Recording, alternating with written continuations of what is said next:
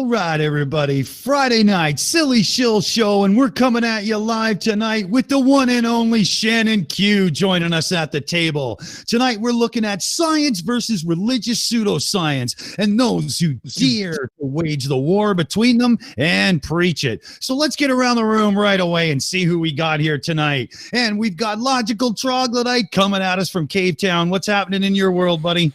Hey, Dickie.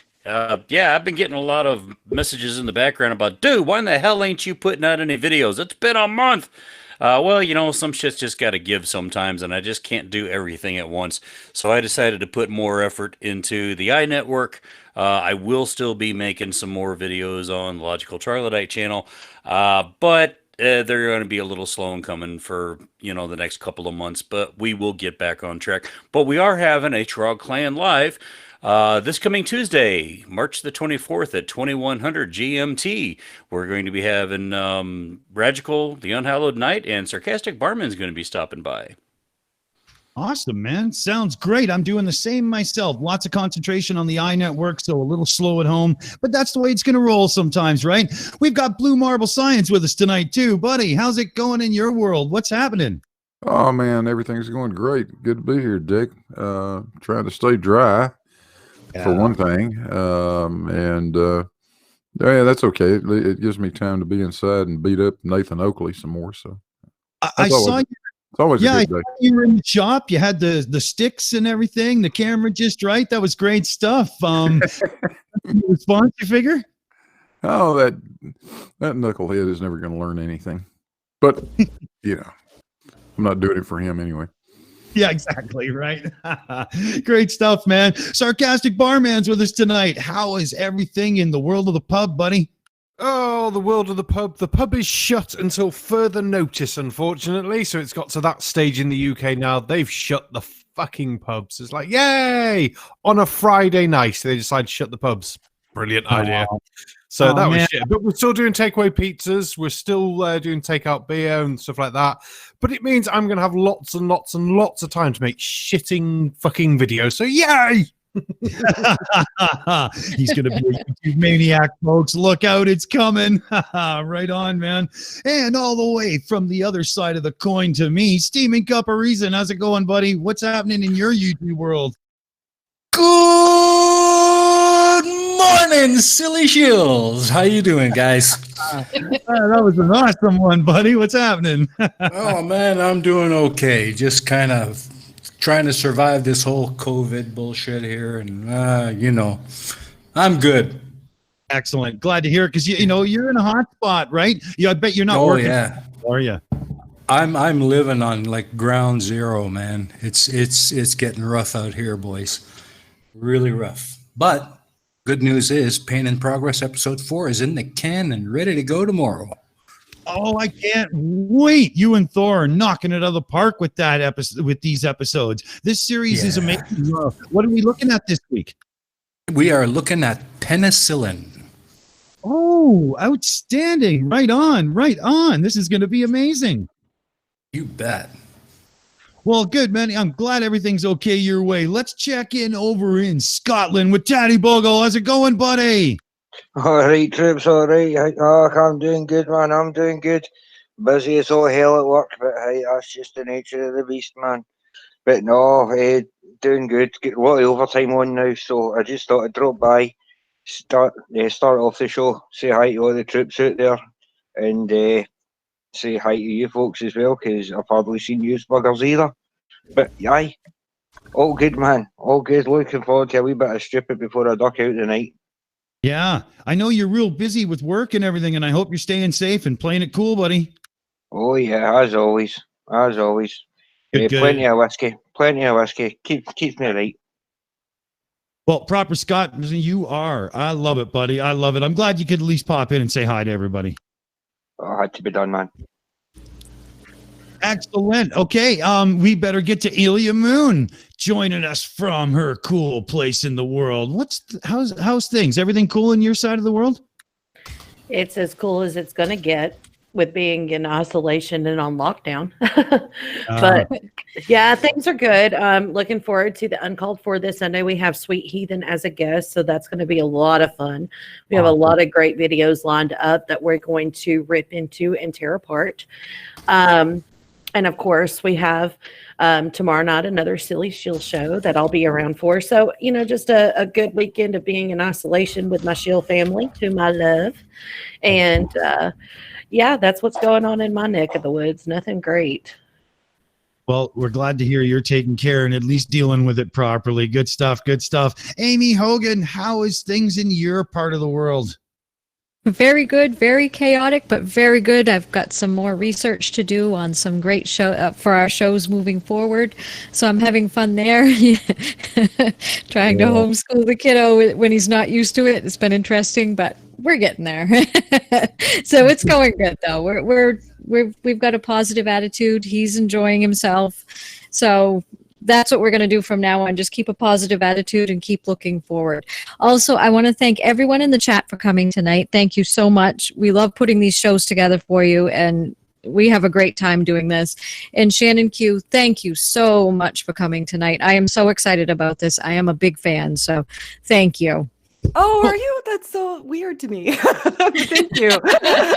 You're welcome. Perfect timing. Everybody, let's welcome Shannon Q to the show. Shannon, how you doing? So glad you could make it.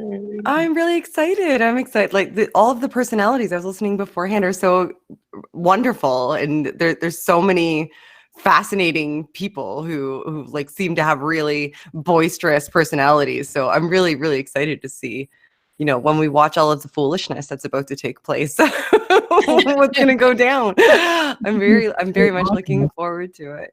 Yeah, I think you're going to fit in great. I caught some of your last stream there when you and Paul were going over the debate. Oh yeah. Yeah. For anybody who doesn't know, give us just a quick refresher on the debate and how it went down. Okay, so for anybody who doesn't know who I am, I'm Shannon Q, and I have a YouTube channel called Shannon Q. It's got, I don't know, like 20,000-ish subscribers. I haven't looked recently. And my significant other is Paul, and he has a channel called Paulogia. And we're both friends with Matt Delahunty, who hosts the Atheist Experience, and he recently did a debate with David Wood, who had done a bunch of responses to Paul. So we got a bunch of requests to do a breakdown of the video, and Paul was visiting me from Calgary. I live in Nova Scotia in Canada, and he lives in Calgary. He just left this morning, actually, to go back home. And My home. yeah, so the debate was on morality, and we had a lot to say. It would be very difficult for me to give a succinct synopsis of what we discussed on the stream yesterday, because we went for 2 hours on morality yesterday.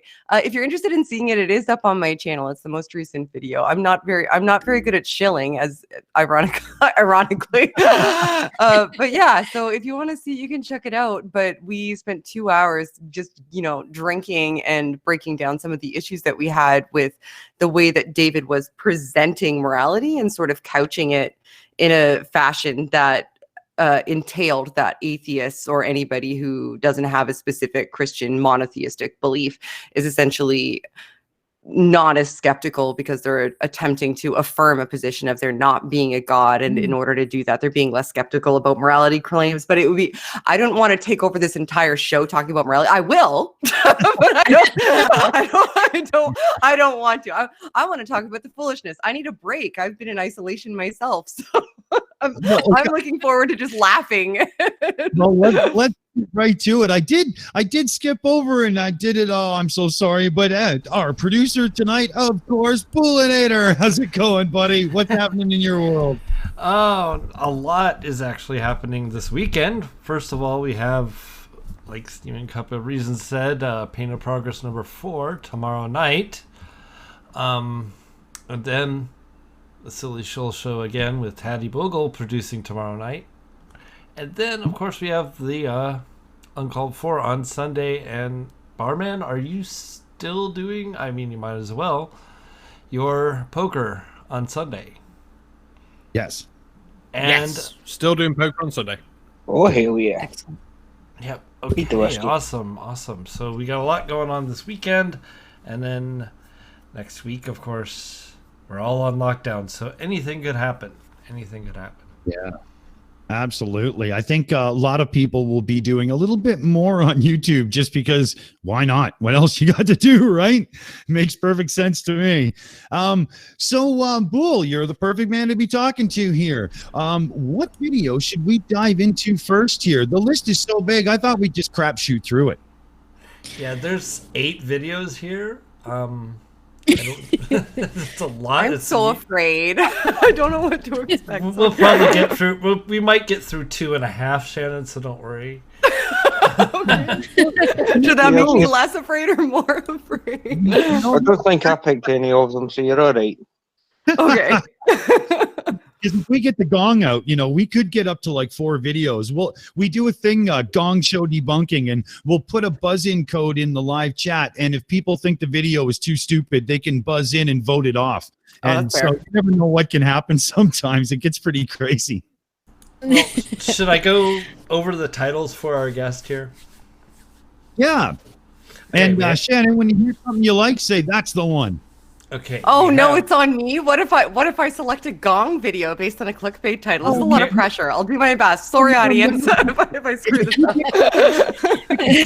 That means we'll be laughing our hardest. So it usually works out to be that you've done well. Okay, I'll be the fall guy. That's fine. I can do that. This is like the SAT. There's no wrong answer here. So, number 1, 6 amazing scientific facts of the Bible, proof for God. God. The second one is 6 proofs for God's existence, proof for God. I think proof for God is the channel name here. The theme. Yeah. And then number 3, being a Christian Scientist, vaccines, flu shots, etc. Blah blah blah. Nope. No. Oh. Number 4. Okay, sorry, keep going. Number 4, psychedelics versus pharmaceuticals. Number 5, science confirms the Bible. Number 6, scientific proof for an atheist on existence of God. Dr. Zakir and something, I don't know. Jesus, God damn it! I know exactly who that is. Gee, I'm covering my mouth right now to stop myself from talking because all of these are annoying. Okay, go ahead. Number 7, the hidden spirituality of Iron Man. And number 8, that's my favorite.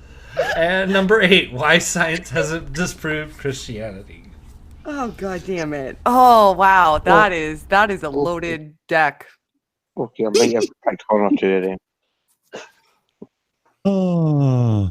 The one that made me viscerally the most angry was the psychedelics versus what was it? Psychedelics versus pharmaceuticals. Yeah, that one viscerally pissed me off because I'm anticipating the kind of bullshit that it's gonna be.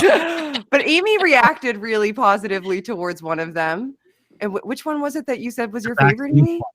Iron Man. That was Iron Man. Yeah, the Iron Man one. That was me. Yeah. Should we build up to me being so mad that I start screaming? I won't scream about Iron Man, but I will scream if somebody's talking about introducing psychedelics in lieu of actually using pharmacological intervention when required for treatment of neurodivergent disorders. That I will scream about. Why don't we go to a Marvel movie and then go back to the 60s? How about we? I agree. Yeah. Okay. Yeah. Let's ease the audience into me losing my shit. That sounds good. Awesome. Aimee, do you want to get those? Yes, please. We have 2 super chats. One from Ilya Moon for $2 American. Love my show, family. Thank you so much, Ilya. We love you too. And then Punchy had one too. He gave us $2 Canadian, and he says that Southern sounding shill is amazingly awesome. Thank you so much, Punchy. Oh, that's good. That's good. Right on. Okay, Boole, what do you say? How about we see what Robert Downey Jr. was really up to? How am I supposed to? I don't know how ridiculous. you introduce this ridiculousness other than it's ridiculous. Yeah, Shills, rabbit hole, welcome. Let's get into it. Okay. Iron Man, the film that single-handedly kickstarted the MCU and brought us nearly 20 movies in only 10 years. What's more curious, that while the movie may feature flashy, egocentric concepts of luxury, explosions, random sex, and Tony's pompous attitude, under its surface is a film with a depth of hidden spiritual concepts. Perhaps one of the most fundamental of these concepts would be the ascension of Tony from the lower centers into the higher ones. The basic idea here being that the lower centers are governed by survival, sex, and willpower, God damn it. where the higher ones are more about love, expression, and seeing the bigger picture. From the very beginning, Tony is epitomized by these root traits, which we see this over and over in how he treats basically everyone, from Rhodey to Pepper to Obadiah, and of course, Christine Everhart from Vanity Fair. To him, people are just things that he can use to feel better about himself, or to do the things for him that he doesn't want to do so that he can focus on whatever he wants. Anytime somebody becomes His better, mindset it's is like, demonstrated clearly by one of his opening lines, "Yeah, sure, I love peace. I'd be out of a job with peace," showing how little he disregards for concepts such as peace, or what that really means. However, his transformation or ascension is also given context and relationship to the subtle line, "Give to Caesar what is Caesar's," and he hands Caesar the trophy in the casino, a line of Jesus. No, I can't take it anymore. Pause this shit. I'm so sorry. Am I not supposed to talk over it? Because I will mute myself so that I can talk just to myself in my No, room. you can talk all you want. We cut the volume down so that the audience can So it's still not hear as it. offensive. Well, Yeah. no, they can still hear you, but it's not talking over the Okay, movie. I'll start muting myself. No, so I'm no, not- No, it's good. Yeah, We the laugh want track. that reaction. We want that. Okay. Yeah, yeah. I'm a problem. No, that's a solution man. around here. Trust me. This is okay. Number one, it was written by like a team of people and produced by a huge team, and it's not like this is the Bible. What the fuck? What's going on here? And it's almost like they understand emotional arcs and that you want to see somebody as redeeming themselves so that they can endear themselves to you. And that's how you attach yourself to a character. Weird. It's Yeah. almost like they understand that and didn't I know. actually incorporate spirituality into that at all. It's just basic human nature when it comes to attachment and seeing yourself. And oh, God, this Yeah. stuff annoys me. It's the classic heroes arc. I mean, it's Yeah. been done. Come on, seriously? It's crazy. Logical sin. Yeah, these writers in Hollywood, they're really good at what they do. They understand things like hero evolution stories and whatnot, but there's no such thing as chakras. When a surgeon cuts open a body, he doesn't say, "Oh, there's the root chakra right there." No, that's his fucking testicles. They don't cut open the heart surgeon doesn't do a heart chakra transplant, motherfucker. They do a heart transplant. Chakras do not exist. It's mysticism. It's old bullshit when people were trying to figure out how the world works and the science hadn't really evolved yet. When they try to throw that shit in there, I'm sorry, but it really torques me. Blah, blah, blah, blah, blah. Yeah, I understand. Jordan's wacky woo. Oh yeah.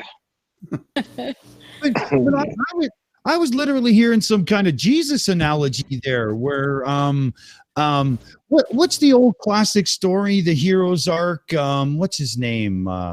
Way prehistory. Damn it, I can't remember. But I mean, this is just the You're classic. talking about Gilgamesh. Yeah, Gilgamesh. That's it. Thank you. I mean, this is just the same thing. I mean, writers love that. I mean, come on. Yeah, there's only Next 8 thing. freaking basic storylines, and everything else is a derivation of that, including the Jesus story.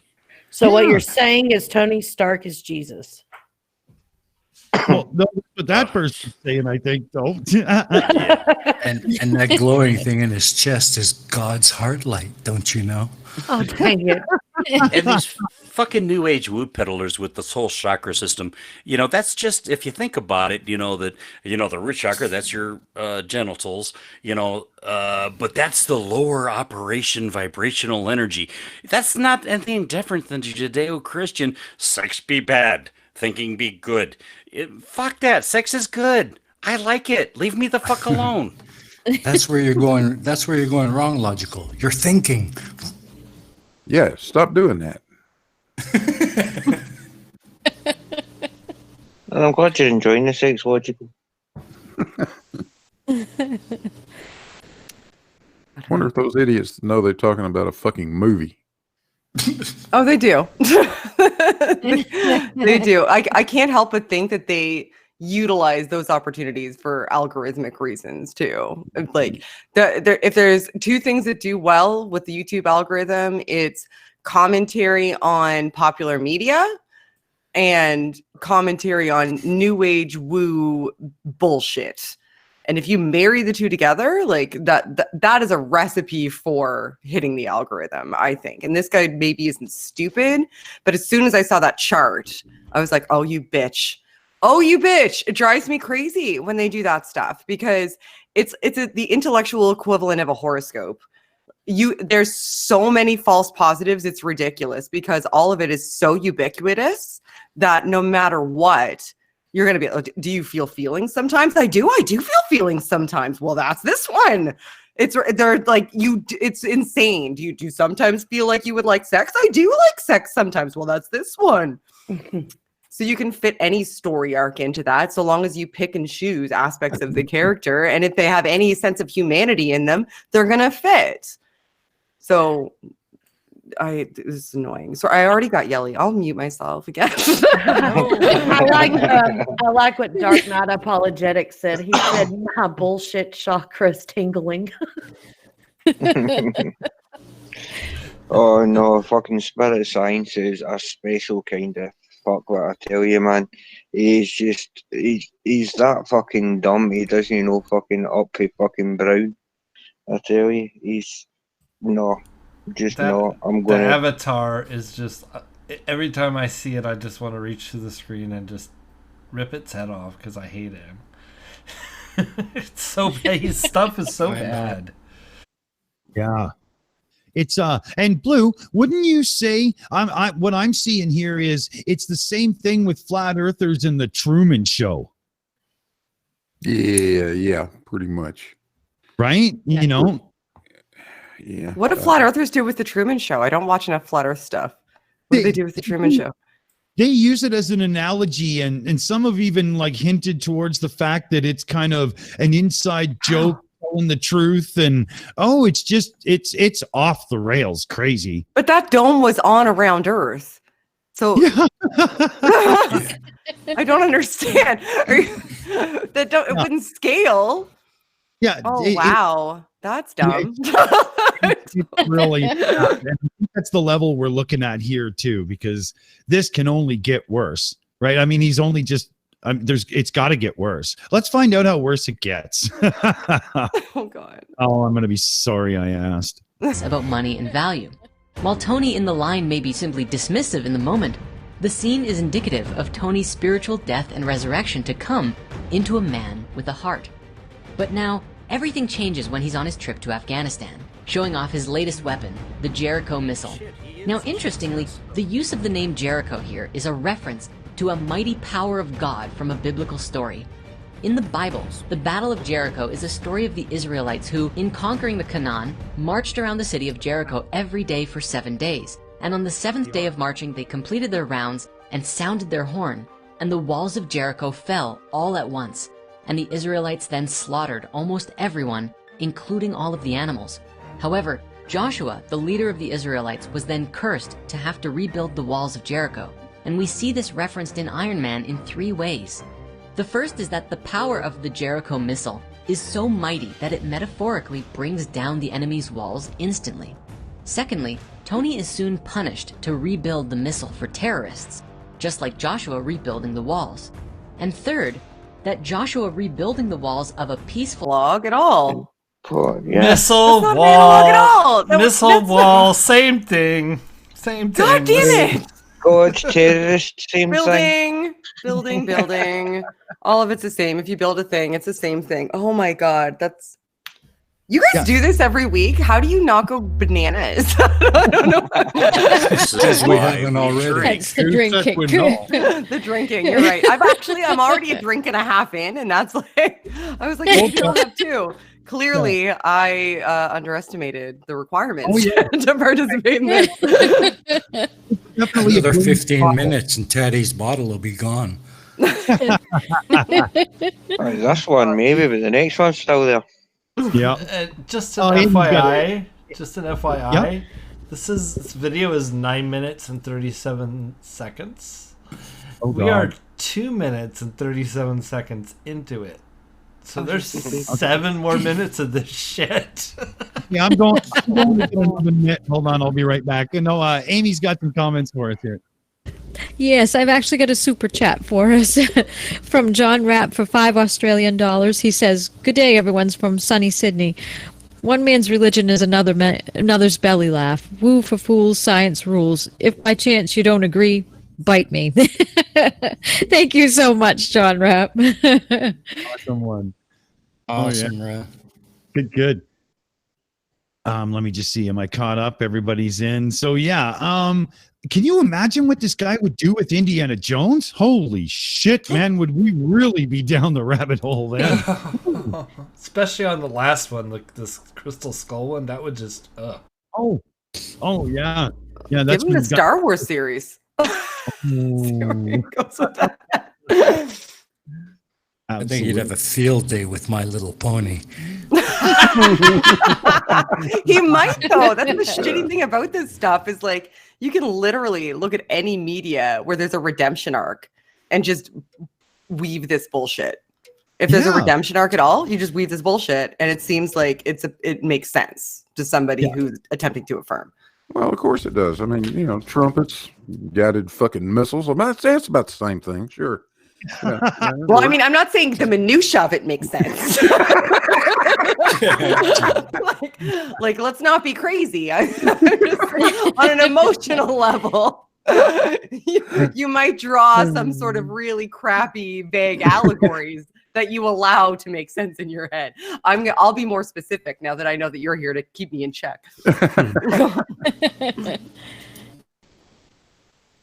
Roll the stupid bull. Yeah. City is also likened to Tony coming to realize that he had to make the world peaceful after causing so much destruction. Now, Tony's transformation or ascension into a higher kind of human really begins when his convoy is attacked by terrorists and Tony has a bunch of shrapnel embedded in his chest. And we meet Yinsen, who attaches an electromagnet to his chest to save his life, keeping the shrapnel from going into his heart. For Tony, Yinsen is one of the most vital characters. Through their times in the caves together, we get to see some deeper emotional character building, and Yinsen learns that Tony really has no family, and that he's rather alone in the world. Now, Yinsen's full name is Ho Yinsen. Ho means goodness, and Yinsen literally translates to the best friend ever. See, in a way, Yinsen is a bit like Tony's guide or mentor into a higher consciousness. He is gentle, calm, but most of all, he is caring, and shows Tony a kind of friendship that he's never had before. At one point, Tony falls into despair and says, they're gonna kill me or I'll just be dead in a week anyways. To which Yinsen very simply responds, well, this must be a very important week for you then, isn't it? Sparking this powerful courage in Tony to do something about his situation. Tony builds for himself the first edition of the miniature arc reactor, a powerful technology embedded into his chest, glowing with radiant light. While this is physically a great asset and tool for Tony, both keeping him alive and powering his suit technology, it also stands as a great metaphor for the expansion and brightness of Tony's heart. His own arc chakra. Heart reactor. Well, you get the idea. And so, moving from the lower centers into the higher ones is a transition from a self-centered mentality into a more protective and caring state of being. For Tony, not only is he graced with... Yeah. Oh, Jesus fucking Christ. One, we got a movie review. Two, we've got a Joseph Campbell mini lecture going on.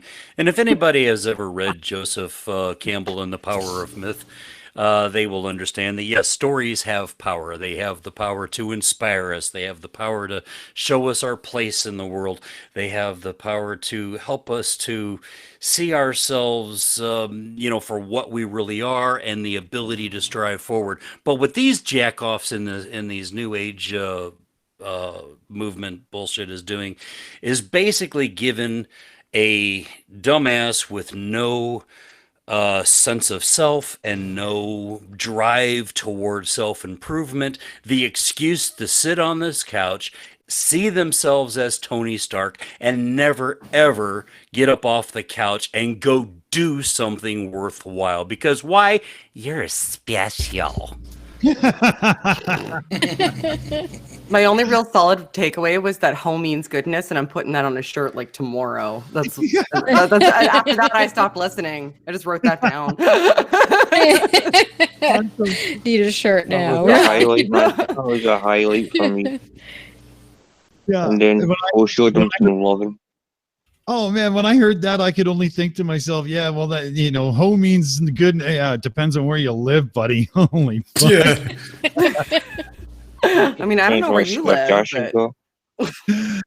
Oh man, this is really funny. This is good. The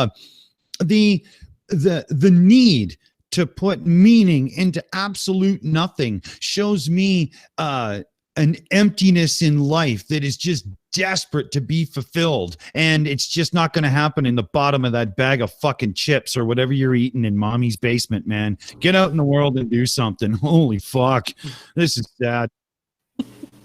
Yeah, affirmation seeking. It's crazy.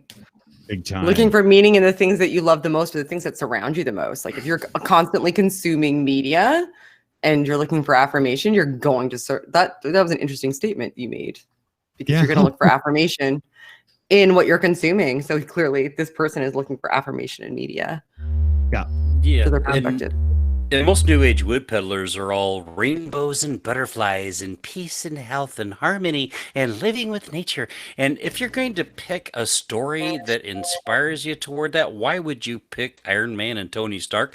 Because, yeah, he saw that all the shit he was doing in the world, but how did he do that? How did he reverse it? He just basically suited up and fucking kicked ass and turned really extra fucking violent. That's not the New Age philosophy, guys. Yeah, Jesus didn't fly into the fucking the church or whatever they called it back then and start kicking ass because they were taking money and whatnot, using like little hand zappers and let's just relax and no, he just flipped the tables. Yeah, I mean, all of a sudden I'm getting pictures, little cartoons in my head of the Hare Krishnas at the airport, clocking me upside the head, saying, "Dude, what'd you do that for?" "Because I love you, man." Yeah. I've never seen a Christian slap you on the side of the arm and say, "Nice swing, Point Break." It's not gonna happen. Oh man. Well, let's run that super chat there, Aimee. Oh yeah. Yes, please. Yes, another one from John Rapp for another Australian $5. He says, so the video is saying my holy book, but is also as fantasy as superhero stories. I'd agree with that, but I prefer Niven, Bryn, and our Kevin Kennedy. Thank you so much, John Rapp. Cool. Oh, good one. Right on. Yeah, because Kevin, author and all, absolutely. He'll be bummed he missed this, actually. This has been a good one for him. All right. Well, what do you think, Bull? Should we run a bit more, buddy? Yeah, let's go ahead. The awareness on how his technology is being used and the destruction and chaos that it's causing, but he also gets a glimpse through his friendship with Yinsen about what a higher meaning of life can be. As Yinsen lay dying, Tony thanks his new friend for saving his life, and Yinsen responds, "Don't waste it. Don't waste your life, son." These words, along with the other bits of wisdom and truth bombs that Yinsen drops throughout their time together, is what really elevates Tony into a new paradigm, giving him the courage to save himself from this disaster and create something new in his life. And his first act in this higher paradigm is one that we all must do on the spiritual path, which is the destruction of the old way. In his escape, he destroys all of the terrorists' weapons, and then upon arriving home, he announces that he's had his eyes opened, sees that he's become comfortable with a system with no accountability, and shuts down the weapons manufacturing division of Stark Industries. So what he's saying is what everybody should actually do is have a private jet where you have girls that dance around poles while you drink with your buddy from the army. I think that's the real message here. Guy is an idiot. Oh, somebody save me. And access to like military grade tactile technology where you can just essentially just indiscriminately make tactical assaults to wherever you would like, because you have a constantly not even a concern to you amount of money that you can spend at any given time, and that any choice you make has no consequences because you'll still be a quadrillionaire when you make the right choice with no consequences. When nothing at all is fucking at stake whatsoever, except for having access to more money than you could ever spend, then that's what we strive for. And in order to do that, apparently, even though you have no consequences, you have to just start blowing shit up and destroying shit because apparently you decide that you are judge, jury, and executioner. And that's a lesson that we should all take, because let's align our fucking chakras. I am the law. Yeah. The statement then is a good old testosterone fit backed up by military might and muscle is the only way to improve yourself. That's an infinite amount of money. Although, if I could have Hashtag Gwyneth gold. Paltrow as my personal secretary, maybe she'd stop peddling her woo. Just saying. I don't think that she would. Oh. I don't think so. It's too lucrative. Daddy's in. All right, troops, man. No, I'm just in to say that's me. I'm heading out. Enjoy the rest of the show, but that's far too much stupid for me, man. And I'm up far too early, fucking tomorrow morning. Have yourselves a great show, troops. Enjoy the rest of the daftness. And Shannon, great to meet you, though. Enjoy the rest of the show, hen. It was wonderful to meet you. Thank you. Awesome. Take it easy and keep Take all my care. best, you know. Have a good Catch you day. later. Teddy. See you soon, Teddy. My Teddy. All right. One down, but that's okay. We knew Tatty wasn't going to make it to the end, that's for sure. You can hear he's pretty tired. I have that effect on people. That's on me. I'm very off-putting. All right. What do you think, guys? A little bit more Obadiah Stane and Tony Stark? Yeah, why not? I'm going to get another drink. I'll just tell you, because no matter what he says, I could say the same thing. When this will be a fun test. I'm going to go get another drink. Let's see if what I say when I come back matches anyway, even though I haven't fucking seen it, because I bet it will. This is a great game. Let's do it. From here, Tony's next step is upgrading his arc reactor, which seems to be a movement from his lower heart into his higher heart, another spiritual device used to explain the difference between general love and true compassion. There's a scene where Tony calls upon Pepper to help him switch his arc reactors, and he tells her that she is the most capable, qualified, and most trustworthy person he knows. And basically he entrusts her with, at least metaphorically, handling his heart. This is a very special moment, signifying him beginning to let someone else in, deeper than his mostly superficial relationships that he's had in his life. Another important step in the awakening process and the discovery of what love is all about.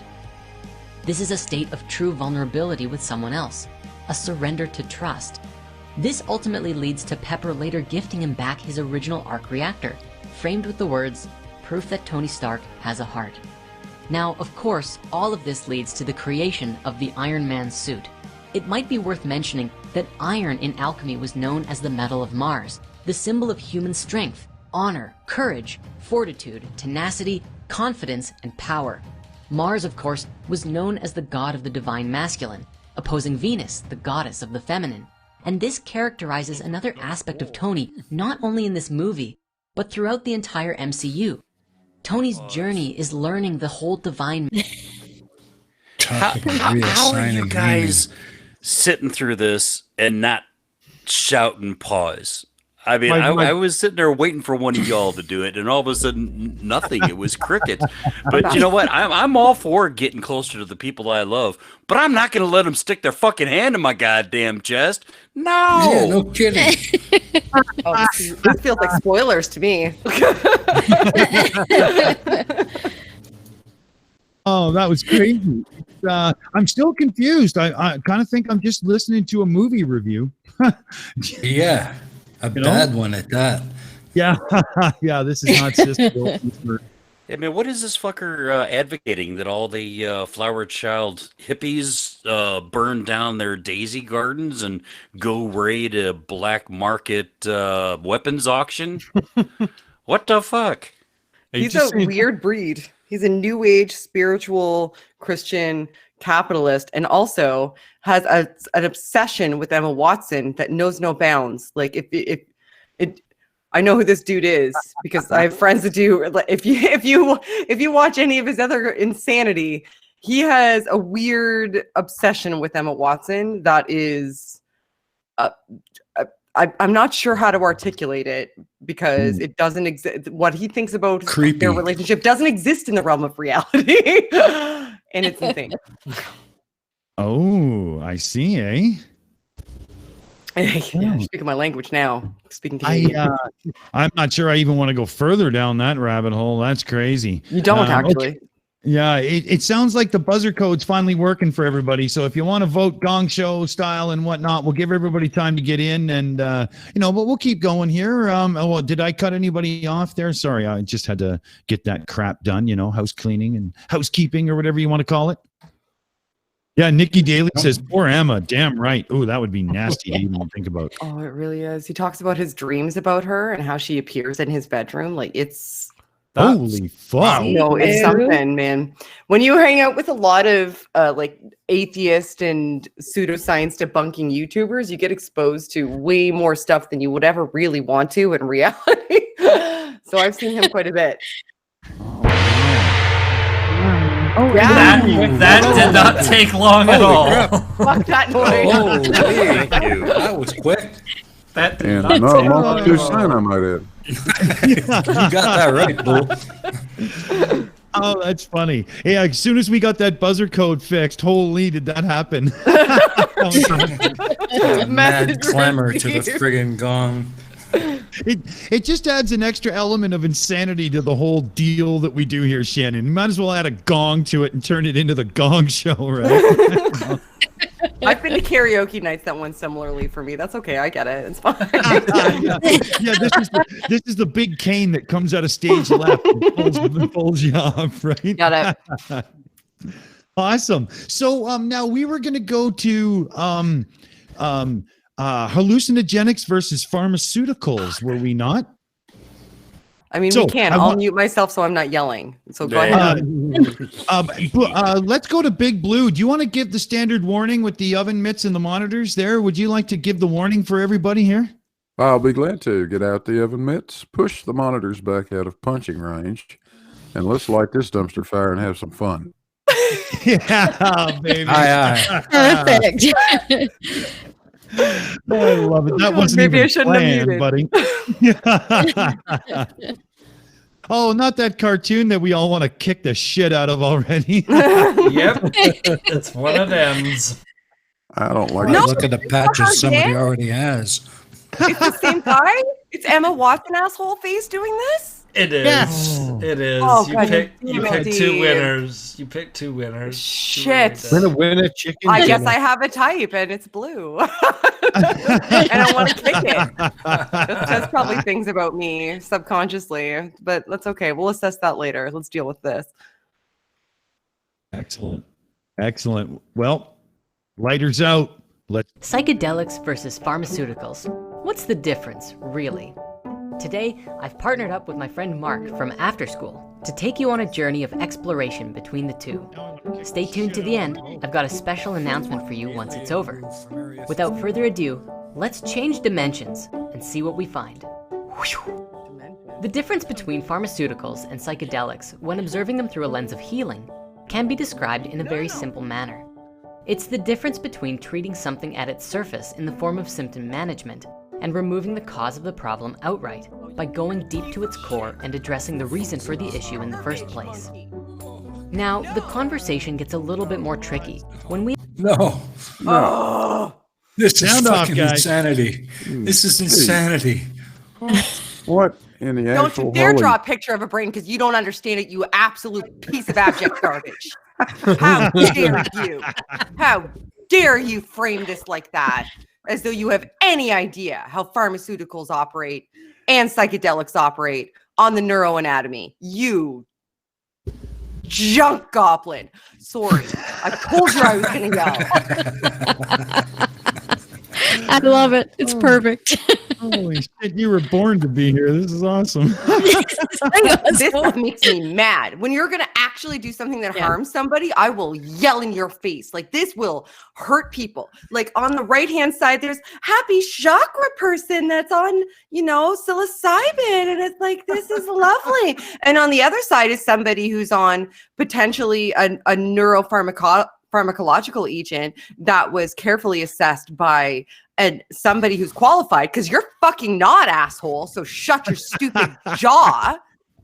Who is determining a course of treatment so that you can maybe get out of an actual neurological impairment, or maybe mitigate some sort of, and the impairment would be temporary, or mitigate some sort of neurodivergent state that you're in because you were born neurodivergent and you're looking to mitigate it in order to operate optimally because you have deleterious effects. But you wouldn't understand any of those things, would you, asshole? Because you probably operate normally, with the exception of being a fucking moron. So you have the freedom to do this type of shit and not think about the consequences to people that actually rely on this sort of thing. You garbage monkey, come and fucking fight me. I'll do it.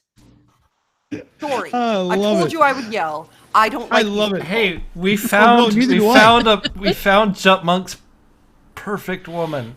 We just did. Right there. There you go. And another thing here, though. Another thing here, though, is the way they're dressing it up as if it's completely obvious to everyone. So if you're a little bit intellectually incapacitated, you could watch something like this and go, yeah, fuck yeah, why didn't I think of that? I don't need to go and search for serious help for something that's really debilitating in my life. All I need to do is get fucking loaded up on mushrooms. Fuck, what are you doing, man? Shut your fucking pie hole. This is the kind of guy who should have been jerked off in a goddamn fucking sperm donation room. And then that way they could have wiped him from the side of the jar and thrown the fucking tissue away. Fuck you. Does he even understand what aspects of like your neuropharmacology, like when you look at neuropharmacology, does he understand what aspects of your neurochemistry that different types of pharmacological agents operate on and how they function? And has he juxtaposed that against like psychedelics and what they either increase or inhibit and how they work on work on the neurotransmitters? Has he even looked at that? Because pharmacological agents, he's treating them as though they're one thing, and they're not. Like, you can look at monoamine oxidase inhibitors, you can look at selective serotonin reuptake inhibitors, you can look at like things that are in the realms of like Ativan, that are like agents that will like increase acetylcholine and dopamine hits and help regulate circadian rhythms and increase melatonin production. Right. That like there's all different neurotransmitters, and there's all different ways to act upon those neurotransmitters. So you can either have a selective reuptake inhibitor that I'm going to give a lecture, and that's not what this place is for. But these people make me fucking mad because they're not going to get into what effect it has on the brain. They're just going to draw a picture of the brain and be like, oh, look, here's a picture of the brain. And this brain is happy because it took like peyote or mushrooms or whatever. And this brain is sad because this brain took fucking Ativan. But do you know why, bitch? No, you fucking don't. And just because you have crayons and access to YouTube, that doesn't mean that people should fucking listen to you. But for whatever reason they do. And shut the fuck up. Shut the actual fucking fuck up. For the You're love of hurting God, people, and you don't even understand why because you're too goddamn stupid. Okay, it's official. I want to be Shannon Q when I grow up. Why have you never been here before? Holy I don't fuck, know. man! Because nobody lets me anywhere because I get yelly. Are you kidding? That's where you. This is where you belong. This is awesome. Logical, Giants. Logical, you're up, buddy. I need to take Shannon lessons because she took my whole fucking rant and actually made it fun. I guess I've been teaching too long. I don't fucking know. I'm boring. But yeah, it's, there was a time when people thought that psychedelics was going to be the cure to certain mental issues. And guess what? It wasn't. It actually made the problems worse and then created addiction on top of it. Freud tried it. Bill W. has tried it. Many freaking people have tried it who are more educated than this stupid son of a bitch. And they found out real fucking quick that it's not going to work. That's why drug dealers got a hold of it because the academics didn't want it no more.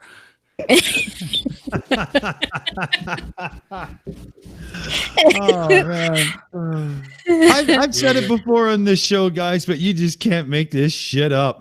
It's unbelievable. How long are we into this? 30 seconds? I might flame out. I might. There's a chance that I'll actually die of rage.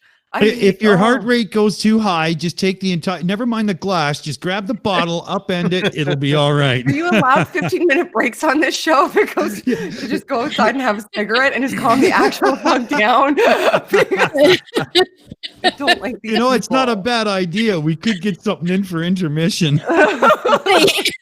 Everybody in the chat, everybody in the chat keeps saying Shannon Q be on the uncalled for. I think that's a grand idea. I don't know what the I do too. Yeah, it's Aimee and Ilya have this show, except it's just the girls. So they do it on Sundays. Nice. And yeah, you would be awesome on it. Holy God, that would be a good show. If you guys are qualifying, this is awesome. I'm sorry. I'm 3 drinks in and mad. Is that what that show is about? Because if it is, then I'll probably be fine. Oh yeah, it's just like this. Cy Strikeling, Glober Mom, Ilya Moon, and Aimee Hogan, and Bull produces the show, and they just go off the rails, laughing at ridiculous, stupid, and tearing people down. It's great. It's amazing. You'll love it. You'll have a blast. Oh, we have a lot of fun tearing apart the ignorance like this too, and it's when you're actively hurting people at a detriment to people, I get mad. I get mad. When the Uncalled For tore down Validation Boy, it was probably one of the funniest things I've ever seen in my life. It was unbelievable. We go after a lot of misogynistic, narcissistic men who want to tell women what to do. Yeah. Yes. Dickheads. Oh yeah. Monkey. Monkey. Jutmonkthedrunk Monkey. How's it going, people? Hey, oi, fucking oi, my friend. How are you? Oi, Mr. I'm so sorry. I have a small child Sound crying in fuck. the next room. I'll be right back. Okay, Just cool. enjoying Shannon Q kicking off there, man. Yeah, she's totally a female monkey, dude. She goes off the rails. She's an amazing shill. It's awesome. It's been great fun. I know.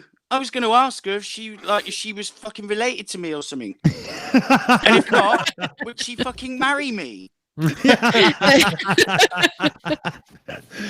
Oh man, yeah, she fits right in at the table. It's been great fun. Absolutely. No, So I'm glad you made it. I'm glad you made it, buddy. Yeah, man. Well, I'm here. Before we start anything, I'll just say hello to Nikki Daly or Dally, Dark Knight Apologetics. Quit asking me to sprinkle them titties. Chris Cat Solis, Bob the Science Guy, Mr. Victory, Roger Rabbit, a bit of tea and Danish, rocking name. Ugly German Truths, John Rapp, TD Lane, 9 o'clock Hero, Your Pal, Al Cypher Zero, Punchy, Linda Bertelson, Lukey Boy, the Larry Lion, Pointless Pilates, and Cheese Mondo. All right, people, and if I've missed you, sorry. Good jokes, buddy. Right on. Way to come in with a bang. I love it. Excellent. Right on. Man.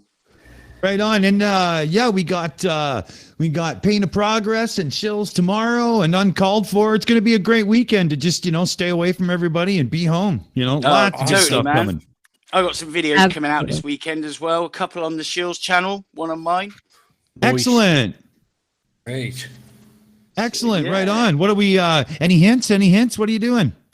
Well, I've got, another mirror, obviously. I've got a new series. I'm starting. It's just going to be called Dumbass Questions, where I ask dumbass questions, as a counter question for dumbass fucking questions that are being asked by dumbass idiots. I like it. Right. Oh, I forgot a shout there for Barman's Poker Night too. Oops, sorry. Mr. Victory straightened me out though. All good. Awesome. Right on. Right on. Yeah, we can give Shannon a minute here. She had a little man thing, and Aimee and I know all about that when we're in the middle of a show, don't we? Yes, we do. Oh yeah. But that's the advantage of having a big table, because there's always somebody to cover it for you, right? So we're always good. It's fine. Yeah. Absolutely. But this, So what do you say, Shannon? You ready for a little more stupid? Is she back? No, she's still muted. Not back yet. Not back yet. I'm scared to see where this guy's going to go with this, because he's about to start saying that using hallucinogenics can be a way of avoiding getting certain, actual conditions that need proper treatment. Like, this is not going to be good. This is not going to be good. Actually, I'm betting that he's going to go the route of the mind-altering, super spiritual evolution of mankind with psychedelics. Oh, could be. I wouldn't be Could surprised be time to tie a rock to that club, logical. I wouldn't be surprised if he even mentions DMT at some point. Wouldn't surprise me at all. Oh, yeah. Good call there. Oh, Aimee's in. She's got a little... Yes, I do. I have $2 Australian from John Rapp. He says, thanks, Jutmonk panel and Shannon. Love your work. Thank you so much, John. I really appreciate it. All right.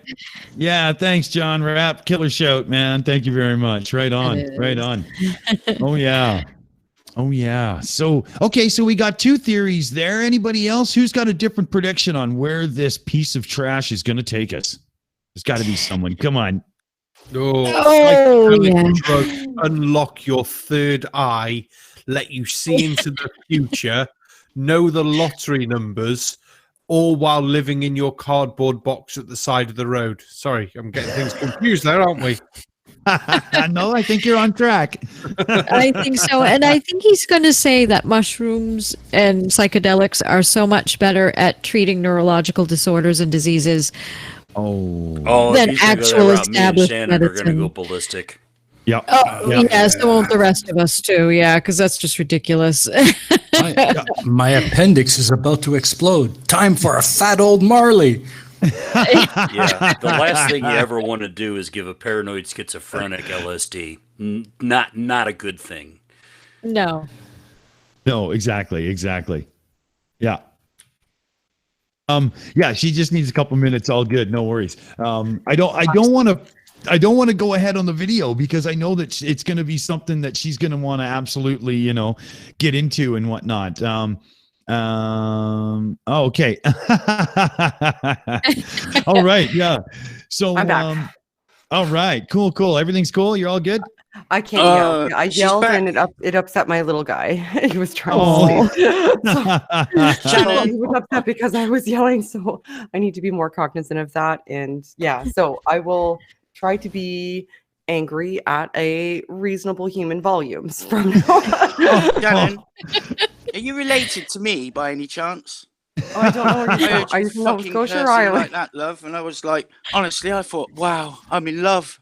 Yeah, Monkey goes off on absolute tangents against people, and you're basically him in a more attractive package. It's funny. Fuck off! She ain't got a tail. You don't know. Have you ever seen the back end of me? You have no idea if I have a tail or not. Don't you? You don't know. Well, if you've got a tail, we need to hook up, man. I'm a fruity little monkey, though. You want to be careful. All right. Well, what do you think, guys? Let's because Monkey needs to catch up. You're gonna love this, Monkey. This is gonna be how pharmaceuticals are no match for hallucinogenics. This is well, they're not. This is you just want to crazy. get high and go to a fucking festival. I suppose you have a Isn't point. that stupid, Boole? Penicillin doesn't do a lot at Blue Man, or No. so I guess Burning You're Man. not reaching for the lasers on fucking paracetamol, are you? All right, Bull, what do you think, buddy? Let's roll the stupid. We observe that psychedelics by their nature are not purely tools for self-healing, but can be used in a wide array of ways. For example, psilocybin cubensis, also known commonly as magic mushrooms, have been... You're not getting away with that. That hallucinogenics aren't only tools for self-healing. Was that the phrase, Logical? That's exactly the phrase he said. Not only for self-healing. They're not for self-healing at all. They're for fucking recreation, and that's it. So what does it heal? Absolutely fucking nothing. But if you take them in copious amounts over a long enough periods of time, it's gonna cause a few fucking things. Yeah, that's for damn sure. I mean, okay, I'll give you one. Cocaine mixed with alcohol might cure erectile difficulties, but that's not a hallucinogenic, so it doesn't count in this argument. It'll cause a myriad of other problems. Yeah, yeah. But I mean, if you're looking for just immediate benefit without recognizing consequences, then sure. Fine, you have a point. That's fine. Yeah, then there's a reason why people sucking on mushrooms tend to puke before the high kicks in. It's fucking poison. Yes, it is. And can we also focus on the fact that they said it doesn't only have healing properties or whatever. That's got an assumption built into it. There's an underlying assumption that it, to begin with, it has healing properties. You have to qualify for me what you even mean by healing properties, and then I'm not even certain it'll fit your standards. Like, by the same token, you could say alcohol has healing properties, because if you're looking for temporary mitigation of psychological affect, then there's a myriad of things that have healing properties by that definition, because they allow you to no longer feel the effects of them in the short term, but they will amplify them, potentially worsen them in the long term. So that's exactly like drinking while watching this guy's video. At first, it makes it, passable. But as you get drunk, you want him dead, right? Same thing. You have to be. Why do you think I'm always pissed? Because you have to be fucking pissed to deal with these total fucking globe-denying, backward-thinking idiots and those dickheads that think stupid things like, I don't know, the moon's fucking made of jelly or whatever. You have to be off your face to deal with them, whether it's hallucinogenics in her case, or in my case, a fucking double Jack Daniels and Coke. There you go. Yeah. When it comes to analyzing this kind of stuff, you've got to go in armed. You've got to have your nullifier, something that can keep you grounded to reality while you deal with this kind of crazy. And so we have an excuse, but they don't, because they're talking about hallucinogenics actually having productive effects that isn't trying to avoid this guy's bullshit. And therefore it doesn't work that way, right? Because that's the only time it's valid, is to avoid this guy. Do you know what? Could I just say, kids and guys and gals, don't use drugs, by the way. Drugs are bad, okay? Bit of weed's all right, but But taking LSD because you got a headache's not a good idea. No, not even at Burning Man. Nope. Just don't do it. So what do you guys think? Let's let this roll a bit, because and I suggest anybody who hasn't stand on the chair that you're sitting in right now and take that pillow you have protecting your head from your monitor and tape it to the ceiling, because you're probably going to jump out of your chair screaming, and this is the only way to protect your head properly. So let's take precautions and roll the video. Now very well documented to be powerful agents in helping individuals cure depression, anxiety, and even addictions when used purposefully with the intention of healing. Yet at the same time, these mushrooms are commonly used as a party drug, used in small doses to enjoy raves, music festivals, and other social gatherings. While psychedelics today are largely illegal across the world, pharmaceuticals are prescribed by doctors, and generally used to numb the problem while the individual goes through their own healing experience. Who knows what the fuck he's talking about, you stupid. I don't Why want is to he pick up my small drawing child the who has couple both your from nephew. sovereign citizens? Yeah. Do you know how hard it's not to yell? It's really hard not to yell because I can it's only not one. imagine. It is not. Oh, thank God. God. Thank God. Hey, man. Logical's got a huge rock tied to that club. I think we should let him go. Oh, yeah, man. I'm doing the same thing Shannon's doing. I'm really trying not to yell because the last time I got this torqued at a video, one of my neighbors knocked on the door asking if we were okay and should we call the police.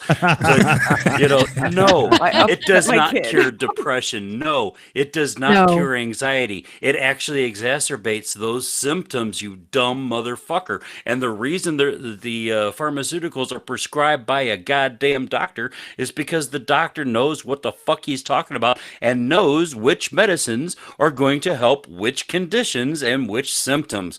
And man. seriously, motherfuckers. Look at it this way. Look at it this way. Drop an acid and cowering in the corner of your room because you think you're a mouse and your cat's looking real scary will not cure any anxiety in your life. Fuck off with that. And the real problem. Absolutely. The real problem with hallucinogens, when you take them, you can have a really good, happy rainbow and butterfly trip, or you can have a really nasty fire and brimstone trip, and you have no control over which way that's going to go. Yeah. I'm just wondering why his drawing is of sovereign citizens in court with the police. Well, because he was talking about that hallucinogenics are illegal, where pharmaceuticals are, if not legal, at least controlled by the government. And I know where he's going with this but it's only a plant and it's all natural. Well, guess what? Pharmaceuticals originally all came from fucking plants too. We just learned how to synthesize those compounds artificially. Aspirin originally came from the inner bark of a white willow tree. Penicillin originally was a freaking mold, for Christ's sake. Just because we can make those compounds in a lab now does not mean that they are worse than the plant-based drug of the same type. Well, everything is a derivative of something that exists from a component of material reality. Everything that is a drug in any aspect is a derivative of something that exists in material reality. So calling it natural exists on a spectrum. You can say that cannabis is natural in more so than acetaminophen is natural, because acetaminophen has to go through a process in order to get into pill form in order for you to imbibe it, whereas cannabis, you can pull it from the plant. So they look at it on that spectrum and say that this is more natural than this, when really what you should be looking at isn't whether or not it is or isn't natural, because we seem to imbue that with some sort of value, of virtue. Like the more natural it is, the more close it is to us and the better it is for us to imbibe. However, that's not necessarily the case. That's just some sort of like heuristic that we've built that tells us that this is something that we maybe should do as opposed to shouldn't do, because unnatural, air quotes, unnatural is worse for us. Right. But what I really want to focus on, people are focusing on what the penalization of the psychedelic component. And I think that's a conscientious choice that they've made there, because I don't necessarily think that psychedelics should be something that you go to jail for, obviously. Right. But them juxtaposing that against the person in the wheelchair receiving money and a numb prescription and that being okay is them creating a dichotomy. And it's not really a dichotomy, because the issue is that when you're using it recreationally, you're using it without somebody understanding how it can react. No, I don't necessarily think it should be criminalized. I actually don't think it should be criminalized at all, but I do think that it should be used in an informed fashion. And you're not using it in an informed fashion if you're using it recreationally without understanding how your innate mental capacity operates. If you're not understanding what your base rate for neuro incorporation of these sort of chemicals is. Now, there's not necessarily a base rate for understanding what the incorporation of chemicals is without some sort of severe, MRI or CT scans, and even then there is some guesswork involved, and they rely on that when they do things like this. They have to rely on that because they're hoping that the fact that sometimes you prescribe these drugs and they're not in the right, they're not the right amount of potency in order to be fully effective for you, because we can't take a measure of your cerebral fluid and say, okay, well, you need 5 cc's of Prozac. Like, you can't do that. It's not feasible because we don't understand that there's too many variables in play. So sometimes you have to play with it a little bit, which is why you need to be monitored by somebody who's measuring your outputs when it comes to behaviors and your understanding of cognitive affect and things like that. But what they're doing is they're presenting it as numbness, when in fact not always is it numbness when you get these sort of pharmacological agents that they're presenting it as though you're getting numbness, because in some instances when you're looking at things like ADD, for example, like if you have ADD, some ADD medications, if you get them in too high a dosage, will give you the affective numbness. And they'll give you the affective numbness because they are in fact stimulants, because you need a stimulant if you have ADD, because you need to offset your neurotransmitter production, because you have too much uptake and you need to flood the system so that your system thinks that you're getting more than you need, and actually starts to slow down the receptors.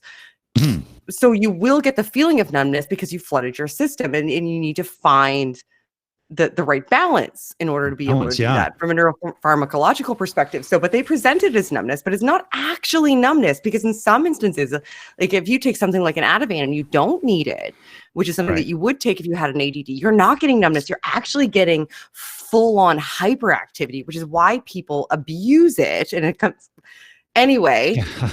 All of this annoys me.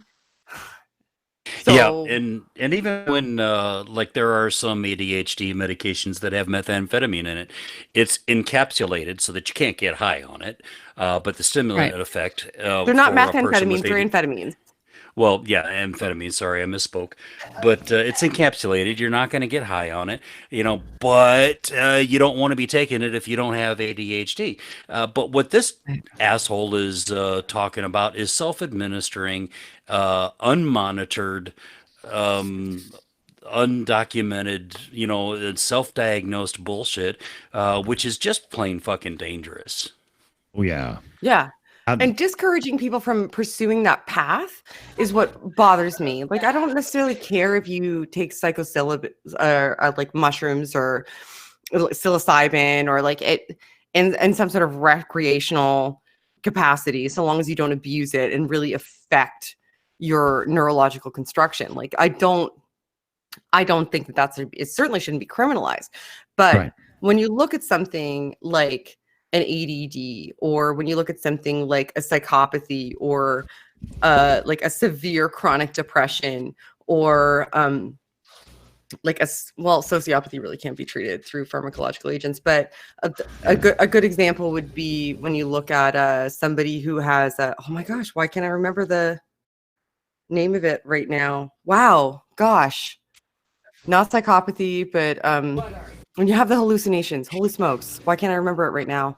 This is crazy that I can't even remember the name.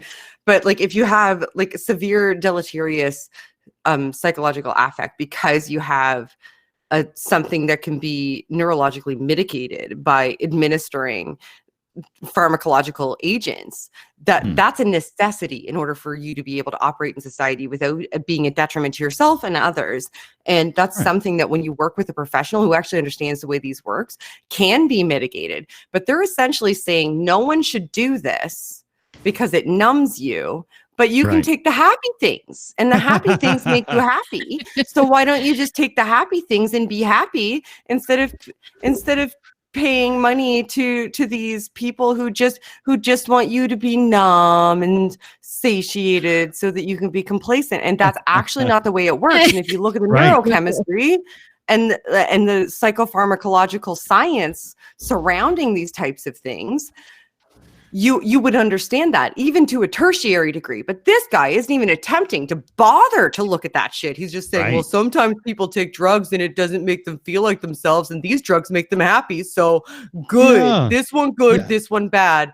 I'll mute myself again because I never shut the fuck up, and I'm really sorry. No worries. Amy's up. Aimee, you're all good there. Thank you. Yeah, no, I just want to say, and I just want to add to that whole numbness thing. I have clinical depression and anxiety, and I take Zoloft for that, and I don't feel numb or quote unquote complacent. I feel I can control my emotions better. Like I can just go through my day and not have a random panic attack, which I can feel coming as a chemical thing. I can actually feel them. So when I take the Zoloft, I'm perfectly fine, and I don't get them half as often as I would without it. But like we said, it doesn't make you feel numb. It just helps you regulate your emotions better. Yeah, that's all it does. That's one thing I had a hard time with some of my clients, trying to get them to understand that if you're feeling effects from your medications, you're taking them wrong, or they're not prescribed wrong, and they need to be adjusted. Optimal performance on a daily basis, you're not going to feel the effects of the medication you're taking. You're going to feel a reduction in your symptomology. Absolutely. And that's what I'm feeling when I'm on it. I feel so much better when I'm on it. I feel like it helps me move on. Regulate. Exactly. Yeah. Sorry, everyone. Everybody's like, guys. That's funny. I guess I was told to be quiet. So sorry, everyone. I think it was all of I'm us. actually you're a good example of like why when you find the right balance of these sorts of things, like when they're necessary, they're advantageous and a requirement for living a better, more productive, and more beneficial life. But absolutely, people who couch it like this are looking to target people like you who have actually found a pharmacological intervention that helps to mediate their symptoms so that they operate more optimally and are more satisfied, with existence in general. And they're attempting to like shift you towards doing something that you don't even know what the effect might be because you're not being professionally monitored at all. Absolutely.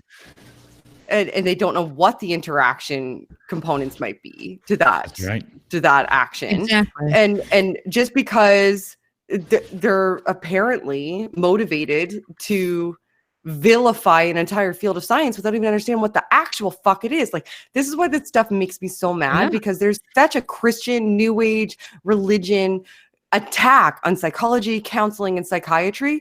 It's unbelievable. People are constantly talking about, evolution, this, yeah, you're right. You're absolutely right. They are doing that, but they're also constant onslaught that very few people seem to give a flying fuck about against the people that are attempting to find stasis for your mental state, who you are, what you do, how you exist in the world. They're constantly attacking that because they need control over you. Absolutely. They absolutely need control over you. And if you can find a way through secular means to be happier, to be healthier, and to understand yourself, that is not beneficial to them. So they attack people like me more constantly, and very few of us are actually opening our goddamn mouths about it. I'm the only one I can fucking think of except for Daryl Ray. And it drives me insane because whether or not you do or do not believe that we are apes matters not if you can barely operate a thought in your head anyway because somebody's telling you that you shouldn't fucking figure out why. Yeah, exactly. If you're not as far along the evolutionary ladder, you know what? Just sit down, shut up, and don't worry about it. All right, we got this covered. I love it. Steven Cup-Reason, you're up, buddy. Yeah, and as far as the question goes, psychedelics versus pharmaceuticals, everyone say it with me now. No.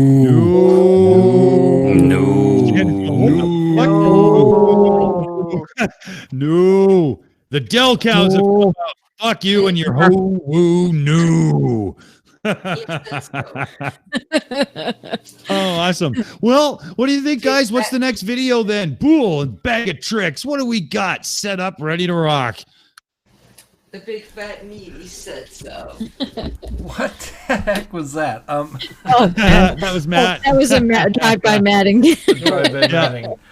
Why don't we go with one of the sixes at the beginning? We've got either 6 amazing scientific facts of the Bible or 6 proofs for God's existence. Take your pick. I'm going to vote for scientific facts of the Bible. Yeah, that sounds good. Yeah.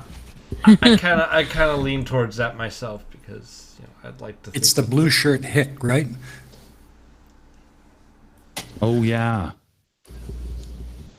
I think so. And I'm seeing I'm seeing the time here, and just because there's other things in Boole's world as well, we do have to stay on track tonight, and we're at 85. We usually shoot for 90 and then slower to look to the wrap up. So even if we don't get too far into this video, we'll get a little tear into it for sure, right? Well, those things Absolutely.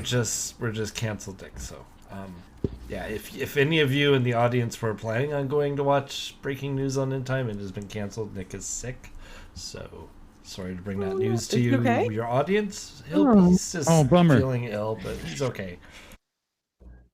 Okay, Like good. he's breathing okay? Like he's okay? I don't think he's sick with coronavirus.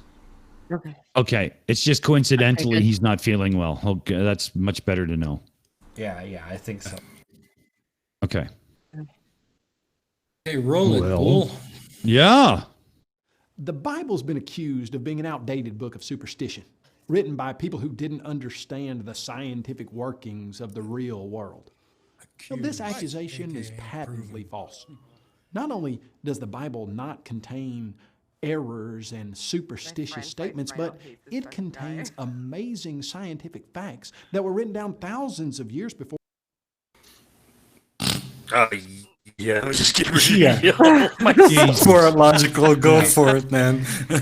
Oh, let's see here. Where to begin? There's no superstitions. Okay. So, you were made out of a lump of mud, and God reached in and pulled a rib out of your, and then made your mate for you. Oh, okay. And there's no errors because, well, let's see, because humans weren't created twice, right? Right there in fucking chapter 1 of fucking Genesis, you got contradiction right there. Which one was it? Was Adam and Eve created at the same time, or did she come from his fucking rib? Make up your goddamn mind. Yeah, fucking pulled a rib out of you and made your girlfriend. Holy Christ, talk about going fuck yourself. I like it. No errors. No superstitions. Oh, sorry. Go ahead. Sorry, I was just going to say I find it funny that a lot of the text brush off Lilith, but then in the Israelite like myth and stuff like that, there was Lilith who was actually first, but she went off and was mother of all the demons. So that was fun. Oh yeah, But that gets ignored. It doesn't fit the narrative. Yeah. True enough, right? I'm so excited to hear some of these scientific facts because that's interesting. Yeah. I would like to just hear one of them. Yeah. I don't really think they got one. Oh, no, there is one. They had a unit of measure, the cubit. And if it was accurate, well, that is technically a measurement. So you got to chalk it up into science, right? But that's a length from your elbow to your wrist on your forearm. That's not accurate because that's subjective based on the length of your elbow to your forearm. Yeah, fuck. I tried. Okay, I'm sorry. I'm ruining everything. That's the theme of the night. You should change the title of this to Shannon Ruins the Show. No, but that's why I threw that out there because I wanted somebody to chop it down because I was trying to throw them a bone and then it actually played out exactly how I wanted. Just because you have a fantastic show voice, like just because you have a radio voice doesn't mean that you can say whatever the fuck you want. Exactly. Finally, somebody calls me on it. Oh, that's funny. So All right. Yeah, what about Blue here? Come on, you got to get him too then. Listen to that guy. He sounds amazing. No, I don't. Oh, man. Okay, so why don't we dive right in to fact number 1? I hope he actually does it that way. Otherwise, I just wasted that. Damn it. Let's see how it plays out. You wasted it. Yeah. We in modern scientific times understood how important they were. I'm going to give you a list of 6 scientific facts that validate the Bible. Number 1, blood being the liquid of life. In the 21st century, we understand how important blood is. We have studied it and seen its capabilities and its importance to life. But that knowledge was not well known in the past. In fact, in the past, ignorance of just how important blood is has caused some learned men to do some very tragic things. Up until the 19th century, doctors believed that harmful vapors entered the blood and caused sickness. For this reason, those doctors would literally bleed their patients by putting leeches on them or cutting the veins and arteries in the elbow and getting that blood out. The first president of the United States of America, George Washington, came down with a cold and... Fucker. What? All I'm hearing here is a self-debunk. Yeah. Did he actually just allude to the fact that we used to erroneously think that we could get diseases through vapors you inhaled? Like, is he saying that's not true? Like, what the flying fuck is this guy on the mushrooms from the last fucking video? Is that what's going on here? No.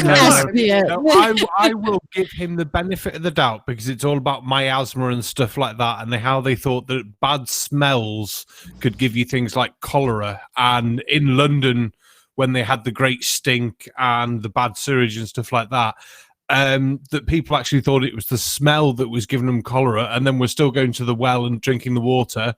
And I can't remember the name of the doctor who was going, no, I think it's the water. And he took the pump handle away, literally nicked it. And suddenly there was no new cases of cholera. But it still took ages for people to understand that miasma for taking in disease isn't a thing. But that doesn't mean the Bible is right. It just means people happen to be stupid once upon a time, and that we've worked shit out.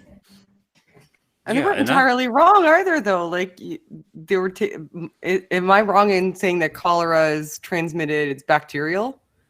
I think it's bacteria in the water or a virus in the water. It's in the water. I know that.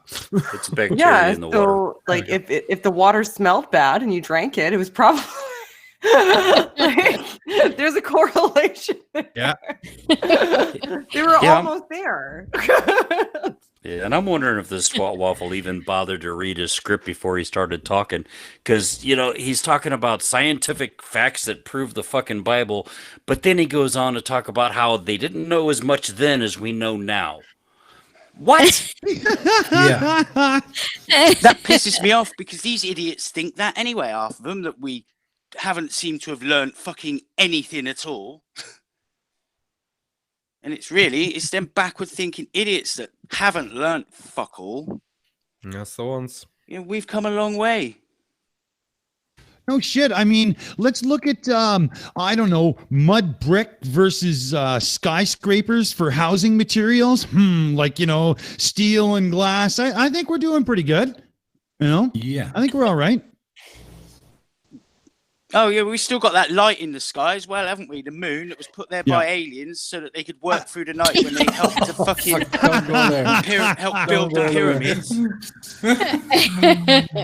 You guys must deal with flat earthers a lot, do you? Because it sounds like you guys are marred by insanity. It's globe denial. There's no such thing as flat earth. Yeah. We all started out as flat earth debunkers. I'm so sorry. That must be hard. It's aggravating too, because some of them get really angry about it. So you're watching their videos looking for woo to cover, and they're screaming at you, "You fucking believe in your goddamn spinning globe," and you just, oh my God, 3 oven mitts today worn through already? Holy fuck. It really gets you. And So we thought, okay, yeah, we'll branch out and we'll start covering anti-vaxxers. Ooh, that's actually worse. It's just not getting any better. Fuck. Space denial. Fucking. Oh, Christ. There's so much idiocy on the internet these days, isn't there? Right. Even shit like football's a fucking hoax. I mean, what the fuck? Yeah. Well, thing is, the globe deniers and the space deniers and the moon hoaxers, they're just comedy. This stuff we're watching tonight is fucking dangerous. Oh, yeah. Anti-vaxxers and the psychedelics versus pharmaceuticals and all that shit. And it creates a lot of stress for me. And, stress is the body's reaction when your mind overrides your desire to choke the shit out of some dumb motherfucker who desperately deserves it. And now I need to go find a fucking Xanax. Thank you very much. Well, why did you think I crack in my hand, roll it up, and throw shit at them? Because that won't change their mind, and we need them to think better so that they stop doing this to people that might believe them. Oh, yeah. That would be I ruin all the fun. No, but you're right. And there's some Blue Marble Science here, Big Blue, that's in with us tonight. He does some great debunking on his channel where he gives them a little shtick and he gives them a little poke, but then he breaks it down and really shows the real deal. And people like that. And he does an amazing job, by the way.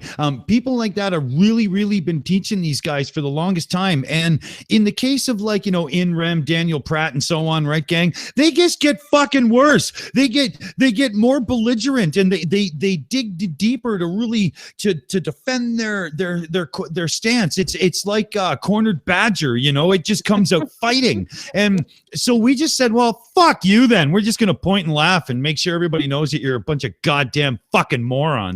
And it's way easier on the system, less stress. It's okay. If you've done that to a person, though, you can take solace in the fact that that's a sign of effectiveness. That means that you've pushed them into the corners of ridiculousness that anybody who had a reasonable standard that was just compelled by them is likely no longer to be adhering to anything or compelled by anything that they say. You've pushed them into the realm of salaciousness, where it's only people that are unfortunately at exceptionally high risk for influence, and people that are simply watching them because they think that this type of engagement is amusing. So if you've pushed them into that realm, then that's a sign of success, because you've at least the people that were in that high risk group were likely to adhere to the things that they said to begin with. And the people that weren't are actually likely being influenced by what you had to say that caused the change in their message. So I know that it can be frustrating, but if you've caused that change in their messaging, that means that you've cornered them. So just take solace in that. Yeah, you saw the movie 50 First Dates, right? Yeah. You remember 10-Second Tom in 50 First Dates? Okay. Well, that's exactly what these whistle dicks are like. I mean, you get you tear somebody apart and they're like, oh shit, he's all wrong about that. Hi, my name's Tom. 10 seconds later, they're right back where they were. Can I just read out a comment? Yeah. Icarus has put, brace yourselves, corona deniers are coming. And God. And quit the asking algorithm's me to already sprinkle them titties. I think has put somewhere he's popping backwards and forwards between us and FTFE, and there's corona deniers in the chat. Oh God. The algorithm's looking for it hard and really deleting the postings and the videos. So at least that's one thing. I do want to give a quick shout out. Crash's RC budget builds. He's in the chat right now. He's got his PayPal link in the chat. You'll see it just above where we are. And him and his family are just rounding up an extra couple of bucks for fuel to make sure they're going to get where they're going, because their location where they're living is absolutely crazy. A few too many gun-tooting rednecks without going into too much. So, if anybody's got a couple, that's a good place to put it. Sorry, I just broke the whole thing there, but that had to be shouted out. we're not too far from the end of the show here. Shall we let this little fucking pencil neck talk for a couple of more before we rip it apart and then, say our adieus and whatnot? Yeah, sure. Yeah, sure. Why not? All right. Give it to me straight, ass fuck. We can take it. His doctor was called, and he literally bled him to death. So what's that have to do with the Bible? Well, thousands of years before this lethal practice of bloodletting was in vogue, the Bible stated in Leviticus chapter 17, verse 11, "For the life of the flesh is in the blood." And just a few verses down, it said that an animal's blood sustains its life. Today, we completely understand the truthfulness. Town when they were on their periods, you piece of shit garbage monster. Yeah, Exactly. How is it an amazing thing that the Bible figured out that if you have no blood, you die? People bleed out. Yeah, it's funny actually how could blood figure that keeps out. you fucking alive. Oh, Yeah. and sorry there, Dick. I realize I have a slight delay, I think. No worries. Because first we have to get this out of the way straight and foremost right here. This guy is literally a dildo looking for an anal cavity. So like right away, let's just get it out there. Okay, it's done. Number two, this is Jehovah Witness stuff. Is he not about to go into how blood is so sacred that it can't be messed with and whatnot? Is that not what I was hearing? Yeah, it sure sounds like it to me. My ex-wife was Jehovah's, and they're not allowed to be punctured or cut or opened in any way. They'll fucking die before they let a doctor do surgery on them. Yeah, it's ridiculous. Yeah, and I can't quote the Bible book, chapter, and verse, but I did grow up in a parochial school, and I know quite a bit, but I'm pretty sure that the part in Leviticus that he's quoting is talking about animal sacrifice for the cleansing of the nation.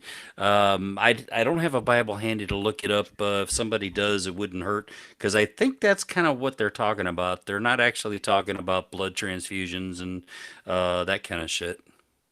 Right. I was just wondering if he was going to lead it to that way. I wish we had more time to go into the other points, but we're getting a little bit, we're not too late, right? Let's just quickly let him run through a couple more. Okay. I got to hear them. Fuck, it's going to kill me if we don't. Mm-hmm. Of this biblical statement. But how did an ancient shepherd like Moses in 1450 BC know that the life of the flesh is in the blood? It took the modern scientific medical community thousands of years and thousands of lives to discover this truth. Scientific fact number 2, sanitation practices.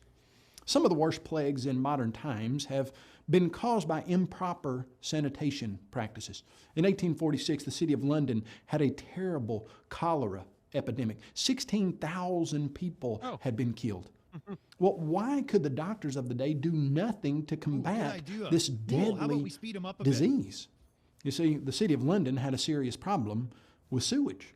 The streets were filled with raw sewage that people would literally open their second and third story windows. I found the verse for the record. That's Could better. I just say that this guy has got a serious problem with fucking sewage that is falling out of his gob?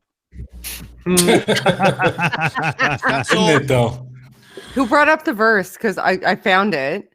It's Leviticus 17:14. Yeah. And in the New Living Translation, or whatever translation you want, I can read any of them. It says, because the life of every creature is its blood. That is why I have said to the Israelites, you must not eat the blood of any creature, because the life of every creature is its blood. Anyone who eats it must be cut off. They weren't even talking about people. They were talking about animal sacrifices, because they realized that if you slit their throats and blood came out of them, they would just stop existing. But you couldn't eat the blood. You had to, which is why things are or are not kosher. Interesting. So it's about how to eat food and how much blood can or cannot be in meat before you consume it, not whether or not our blood sustains their life. Although I suppose if you perceive us as animals, which they don't seem to fucking like to do, then yeah, sure. You're talking about us too, because we're animals, bitches. Yeah. So just deal with it. And does that mean that eating blood is Yeah, but- bad, okay? Eating blood is bad, okay? But does that mean I have to have my steak well done, or like how No, does that that's like? a monstrosity. Don't you Fuck that shit. I I like know. mine still fucking walking along like a Dale cow. No, I mean, yeah, Me leather too. leather is made to be worn, not eaten. For God's sakes, this is just going to ruin I'd my like whole. to. You know. Damn, I hate that. So, but by what I heard, if you don't completely drain all the blood out of like the meat of an animal, you shouldn't even be eating it. And as such, would you consider the fluids in a plant their lifeblood? Because let's face it, they need it. And as such, doesn't that turn us into breatharians? And I don't want to go there, right? Because they're liars, I was right? I was just about to say we may as well be fucking breatharians. Yeah. Might as well. Isn't black pudding a staple of English breakfast? Yeah. Oh yes, pig's There you go. blood. Absolutely. Ew. lovely. Ew. Ew. Oh, yeah. You eat that for Fried breakfast? pig's blood Yes, in absolutely. pig's stomach. No, you don't. Blood Yeah. sausage. Yeah. Blood sausage, boudin. We eat that up here, and yeah. No. It's just Fucking fucking nasty too. Why does anybody live in England? Like, as soon as somebody served me a meal, I would be like, "Fuck this, I'm out." That is awful. Here in Vietnam, you can get a noodle dish that comes with little cubes of chicken blood. No, Well, that's what everybody needs, right? Logical, you come in and tell them. Yeah, I'm not going to get into the whole blood sausage thing. Sorry, y'all can find out that later after the show. But I like how this idiot is talking about sanitation and bacterial and viral infections. But does he not seem to realize that in the era where the Bible was written, they thought that cities were evil because they were rife with plague, and plague was the punishment by God for their evil ways, which is why Abraham was not a city dweller, and he tried to tell Lot, no, don't go to the fucking city. City bad. So show me in the fucking Bible where it talks about bacterial and viral infections because of sanitation, you dumb motherfucker. Because they were dirty germ bags back then. Yeah. Yeah, well, I mean, cleanliness wasn't exactly a thing. So, I still don't know how it pertains to a scientific fact of the Bible. That's kind of an odd thing. I haven't. Should we do a little more chipmunk mode, Bull, before we, write the dildo off and stick him back in his stinky cave? And dump into the streets. Now, as we know in our modern scientific era, raw sewage carries disease and causes all types of medical problems. If the people in London in 1846 had turned their Bibles to Deuteronomy chapter 23, verse 12, they would have read this. Also, you shall have a place outside the camp where you may go out, and you shall have an implement among your equipment. And when you sit down outside, you shall dig with it and turn and cover your refuse. 3,300 years before London's epidemic, the Bible had implemented a plan to stop such epidemics before they started. Amazing scientific fact number 3. Pause. What? Digging for So, shit in the ground stopped an epidemic? Yeah, Explain. who cares about Somebody explain washing it to your me. hands and what? Oh, Jesus. Yeah. You can stop the spread of cholera. Just make sure your shit is buried. Who cares what you wiped your ass with? Who cares if you cleaned your Or how much fucking you shit hands? on your hands while you're digging a hole? Like, where's the washing in? Oh my god! I got to get out of town. I got to take a dump. Yeah. Wouldn't that suck? And like you're living in the middle of New York. Oh, this is gonna suck. I don't know if I can hold it that long. The waste in London did either go into the rivers or did go into pits. But the fact these pits leaked into the wells, so even if they dug a fucking hole, which they did, and shit in it, which they did, the shit still went in the water. So the Bible didn't solve that a fucking all, did it? It should have it through a pipe and take it hundreds of miles out to sea and have a big Victorian fucking building project where you're going to lay more pipe work in 1 year than we ever had in any single year since. It's like, yay, London, Victorian. And if you were that dumb back then that you needed God to tell you, don't shit where you eat, then you fucking don't deserve to fucking live anyway. Oh, man. What's this guy's Wow. name anyway? Chipmunk the cherry picking fuckstain? He sounds like a chipmunk now. It's awesome. I love it. Should we do the last one here, understanding germs? Because this is just gonna be insanity. Oh yeah. All right. An understanding of germs. In 1847, about 18% of women who went into a modern medical facility to give birth would die. That's 1 out of every 6. Well, why was the death rate so high? The medical professors and the students, before that they would give the treatments to the live women, they would do autopsies on dead women. And then they would not wash their hands properly. They would many times wash them in a bowl with no germ-killing agent whatsoever, dry them on a dirty towel, and then perform those examinations on live women. Well, if you're looking at that from a 21st century observer's point of view, you realize that's terrible. They're passing germs from the dead bodies of ladies who are dying and giving those germs to the live women because they're not washing their hands. But to Europeans in the middle of the 19th century, that idea of passing a germ was a completely foreign idea to them. When the doctors and medical students implemented hand-washing procedures, the death rate plummeted from 18% to about 2%. These doctors in the mid-1800s had made an amazing discovery, or had they? Is it possible that the doctors simply rediscovered something that had already been known?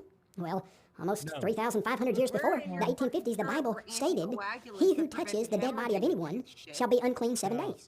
He shall purify himself with the water on the 3rd day, and on the 7th day, then he will be clean. But if he does not purify himself on the 3rd day and on the 7th day, he will not be clean." You'll find that in Numbers chapter 19, verses 11 and 12. You see, the Israelites... Fucking How moron. does waiting... Sorry. How does waiting 3 fucking days help anybody in a hospital? You idiot! What the fuck are you talking about? Aimee needs to jump in there. Yeah, sorry.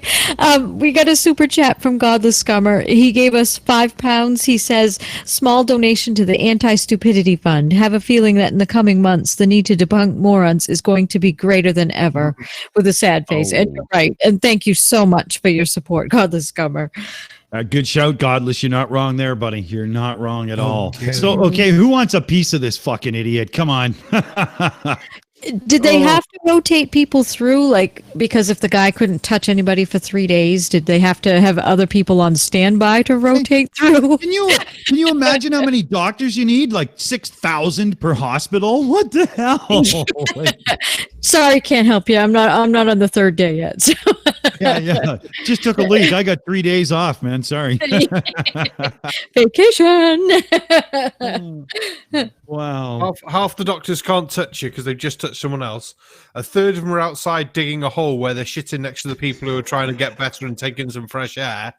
And the other ones are going, well, we don't know what to do with the miasma and fucking, fuck it, let's just go and get drunk.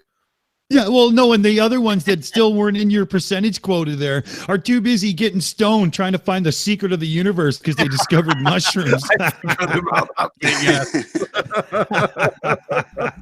And if you're only taking a bath on the 3rd and 7th day, guess what? You're still not fucking clean. I still don't want you putting your hands in my gut to operate on me.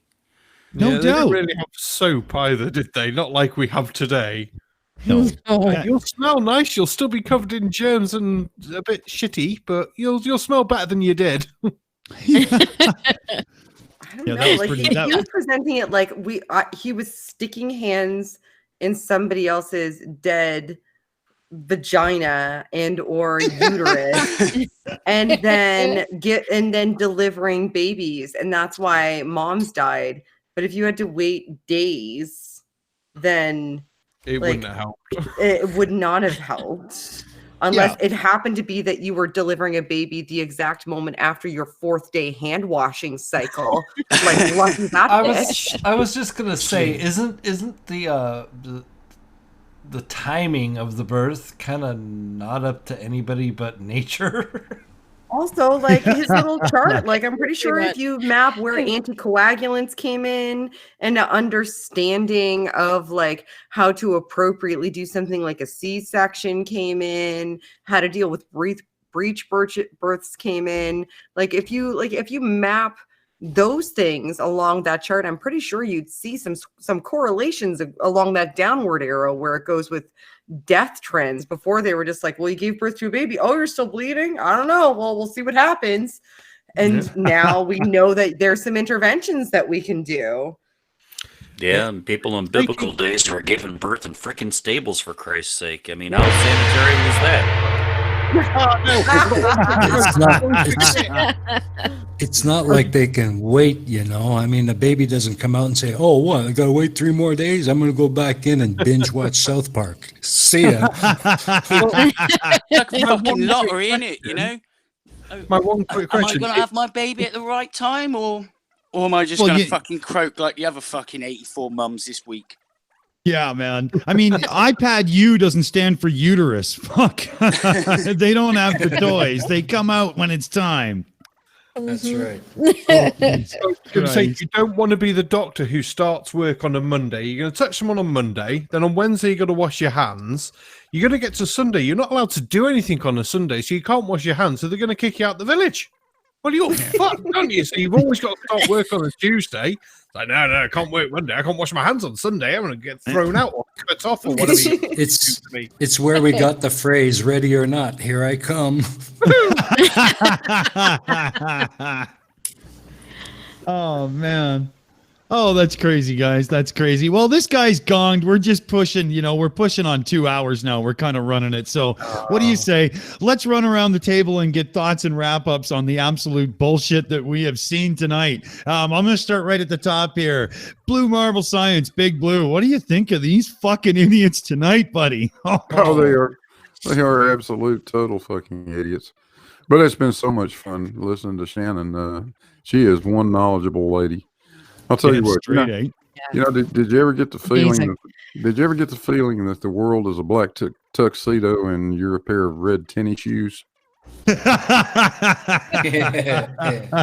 did tonight. I tell you, that's an amazing analogy. Anyway, yeah, it's been fun, guys. Oh, that's a good shout, man. Right on. Ilya Moon, floor is yours. What do you got for us? Well, I think it's really cool that Sovereign Citizens had a cameo in that one guy's video. I really liked his depiction of them. In all honesty, I just thought it was stupid upon stupid upon stupid upon stupid, and it fucking gave me a headache, and I don't have enough ibuprofen. So thanks to whomever gave us these videos. I also want to thank Shannon for coming on. It was very lovely to meet you, and I think you're amazing and you're brilliant. I just started watching some of your channel, and I'm going to continue to. So thank you for joining us tonight. And Aimee and I can be in touch with you about maybe coming on the Uncalled For. Yeah, for sure. That'd be fun. That'd be awesome. Awesome. And we turn to an animated little simian, Jutmonk. Give it to us, buddy. Fucking oi. Well, I'm sorry. I mean, obviously, I wasn't here for the whole of the show, but I was watching, and we've just had an absolute masterclass in cherry picking bullshit by a bunch of paranoid, poisonous, cretinous, backward thinking arse dribbles. And Shannon, you rock. Will you marry me? No, I'm so sorry. Apologia will kill you if I attempt to. And also, I'm currently married to somebody else. It's not him either. That's all right. I don't mind that. You're gonna get mine. I'm a monkey. I can do what I like. I'll marry your husband as well. Well, then we're married right now. Who's gonna tell us we're not? Consider us married. Done and done. Oh, I love it, guys. Right on. This is too good. Oh, Aimee, you hear that sound? You want to take that? I sure can. It's from Godless Scummer for £5. He says, social distancing top tip. Tell everyone around you that you're a flat earther and nobody will want to come within 50 feet of you. Great idea. Thank you so much, Godless Scummer. You know what then? Everybody right now, go and get yourselves an I Am Mark Sargent t-shirt, and you've got social distancing down to a science. Oh, that's awesome. And Logical Troglodyte, floor is yours, buddy. Take it away. You know what? I thought about making videos on some of these idiots before, but I'd like to keep things light and funny, but bad medicine and bad psychology pisses me right the fuck off. And but after listening to Shannon tonight, I'm thinking, she's got a point. Not enough people are talking about and speaking up against the stupid in that arena. And I may have to rethink that a little bit. So yeah, Shannon, you and I are going to have to talk after the show. But anyway, some of these assholes just need to, have somebody's hand shoved down their throat and rip their fucking tongue out, because misuse of that organ is just unconscionable. And it's like, okay, you want to take psychedelics over pharmaceuticals, go ahead. I don't mind people weeding stupid out of the gene pool. Awesome show. Barman, floor is yours, buddy. Give us some. Oh, good God. Between the little weird blue people who think the moon is a fucking egg, and then that fucking moron, I don't know what to fucking do. I'm quite depressed. The pubs are shut. How the fuck am I supposed to put up with this crap if I can't even go for a beer? Oh, wait, I can, and I don't have to put up with any twats being in there. All I've heard off the builders stay is coronavirus this, coronavirus this. I'm like, fuck off. It wasn't in fucking China. It's a fucking actual disease. And I actually heard that today. It's like, fuck my life. People are crazy. They need to go to the pub more, drink beer, and not talk to me as much because they're just crazy. Oh, man, right on. And from the hot seat, Steaming Cup of Reason, it's all yours, buddy. Yeah, man, like you said, the hot seat, ground zero for COVID. All I can tell you regarding these fucking stupid idiots with their fucking superheroes and goddamn faith healing woo and all that bullshit. It's like desert sand, man. It gets in fucking everywhere with the stupid. All I know is I'm on my knees thanking the universe for science, or I'd be fucking dead right now, probably. Yeah. This last one, this blue shirt fucking hillbilly. Holy crap, buddy. It's time you got rid of the fucking Goat Herder's Guide to Science and get something fucking real. Goat Herder's Guide to Science. That's a t-shirt right now. Holy fuck, man. Oh, I love it. I love it. And the biggest laugh, well, it's your turn. Booleanenator, floor's yours, buddy. When I saw there were 8 videos, I was really concerned. And I was right. We only got through really 2 videos. Because that last one was just like, no, that's too much stupid for one night. So,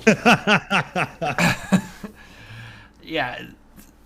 The guy's name is Science, right, Shannon? Yep. Yeah. Spirit He's the guy who's obsessed with Emma Watson, blue guy. Yes, yeah, the blue guy. Yeah, everybody was the human blue tonight. dildo. The human dildo, Yeah. exactly. He thinks he's so clever, but he's got nothing. Nothing. Yeah. Oh, I bet if you twisted his balls, he vibrates just like a dildo. Like, it's probably built into his nature, right? It has to be. Well, get him around, I'm sure he's got something against 5G, right? So if you get him around 5G, he'll do the same thing too. Oh, I love it. I love it. And Aimee Hogan, yours floor, honey. Go for it. Oh, thanks. Yeah. Oh my gosh. Just the stupidity and using and cherry picking extreme in that butt guy. His actual last name is Butt. I just can't. It's so fitting. Wow. It's just It is, because now I understand what Ugly German Truth was trying to say to me. He said you should warn somebody before you spring a butt on them. I was like, what the hell are you talking about? Yeah, that's the guy's last name. It's pretty funny. Yeah, and the psychotropic guy was a little bit better.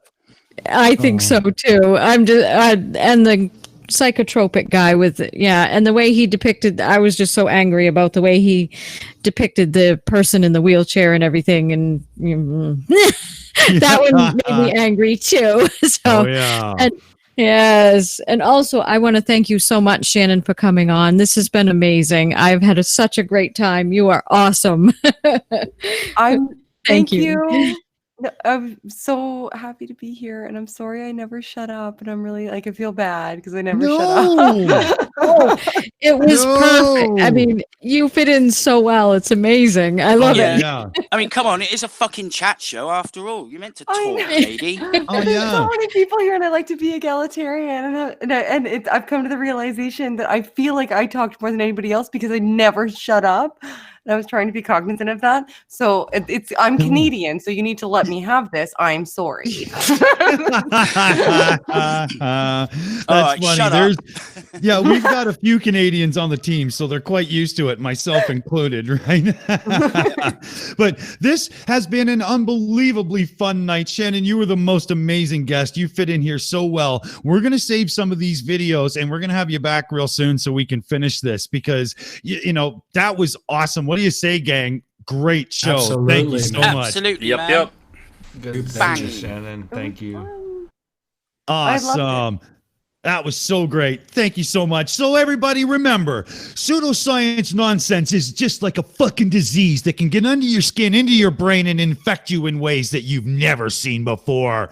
Protect yourself right now. Run down. No, don't actually do it on the internet, but get yourself something educational to read and expand your brain. It could save your fucking life. On that note, ladies and gentlemen, we're the Shills, knocking down stupid with the most amazing guest, Shannon Q, tonight. Let's say goodnight, everybody. We're out of here. Good night. I'll catch you on the flip side.